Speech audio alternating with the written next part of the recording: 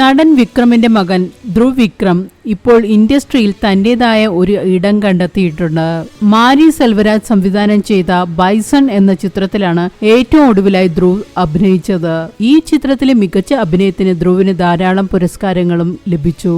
ബൈസണിലെ അഭിനയത്തിന് പോയ വർഷത്തെ മികച്ച നടനുള്ള ബിഹൈൻഡ് വുഡ് പുരസ്കാരവും ധ്രുവ് വിക്രമിനായിരുന്നു. ബേസൽ ജോസഫാണ് ധ്രുവിന് പുരസ്കാരം നൽകിയത്. പുരസ്കാരം നൽകിയ ശേഷം ധ്രുവിനോട് ബൈസണിലെ പാട്ട് പാടാൻ അവതാരക ആവശ്യപ്പെട്ടു. ഒരു മടിയും കൂടാതെ തന്നെ മനോഹരമായി ധ്രുവ് പാടുകയും ചെയ്തു.